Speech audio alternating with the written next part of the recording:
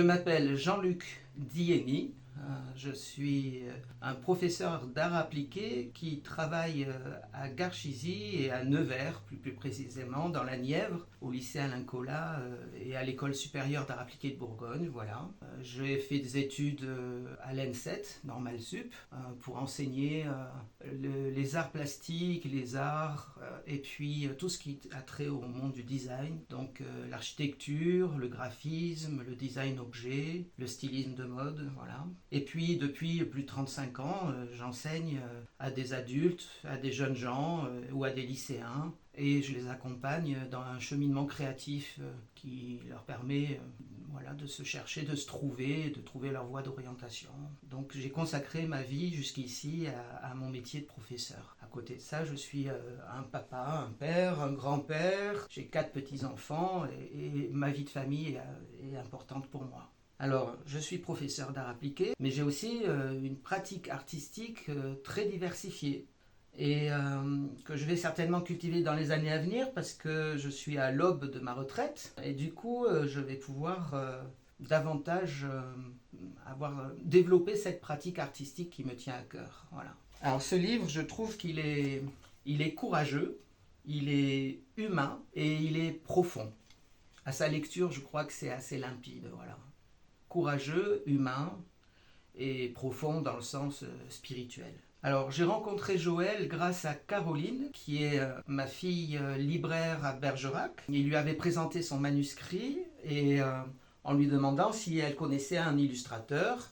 Et elle lui a répondu que oui, elle connaissait 2 illustrateurs au moins, son grand-père et son père. Et donc, comme je suis le papa de Caroline, voilà, j'ai rencontré Joël, qui m'a présenté son manuscrit, et puis ça a été très vite une évidence pour moi de pouvoir interpréter, transcrire ce qu'il ressentait à travers tous ces jeux d'images. Il y a beaucoup de choses qui m'ont touché dans son travail, dans son écriture. Il y a une forme de doute vis-à-vis de sa place. Était-elle légitime auprès de ses aidants, de ses soignants ou auprès de ces personnes en situation de handicap? Ce qui m'a touché, c'est sa qualité d'écoute, c'est son humanité qui est vraiment assez profonde, assez remarquable. Une forme de don de lui-même aussi. Voilà.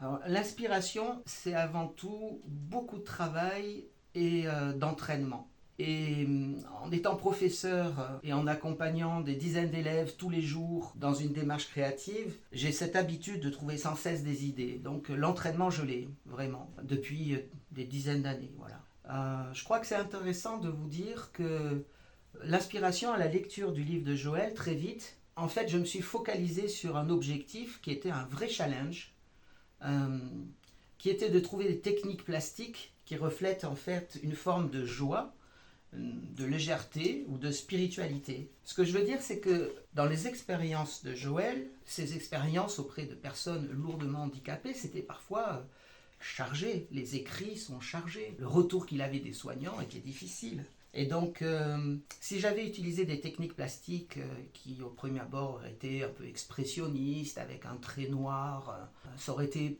peut-être proche du texte, mais ça aurait fait fuir les lecteurs, personne n'aurait acheté le livre. Donc, au bout de quelques jours de réflexion, quand j'ai lu le manuscrit, je me suis dit, ce qu'il faut faire, c'est trouver une pratique plastique qui soit plutôt joyeuse et légère. Et j'ai utilisé la couleur, voilà. Et donc, lorsque j'ai dessiné en couleur, et lorsque je n'ai pas caricaturé ou surinterprété la douleur, mais que la couleur a été plutôt quelque chose qui m'a permis d'être le reflet d'un livre qui finalement s'ouvre sur de l'espérance et sur une forme de communion ou de partage et d'écoute, voilà, d'échange, de transmission. Toutes ces données-là, à travers ce graphisme coloré, je crois que j'ai trouvé la bonne astuce plastique.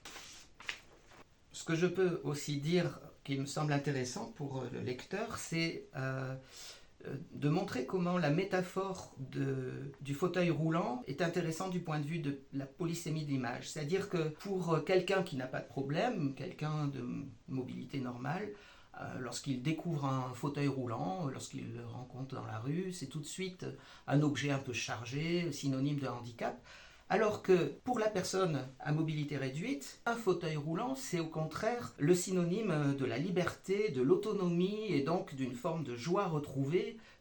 Le premier fauteuil roulant, c'est extraordinaire, voilà. C'est vraiment une expérience de vie et de liberté. Donc j'ai utilisé le fauteuil comme métaphore de cette liberté et de cette joie de vivre. Voilà, et donc là, il est décliné sur une carte Michelin, qui est une carte de voyage, pour bien illustrer comment justement il est cet objet qui permet l'autonomie. Et puis je l'ai décliné en linogravure, je l'ai décliné en cyanotype, avec des broderies, avec des choses joyeuses. Et parfois, je l'ai utilisé aussi sur différents degrés de lisibilité.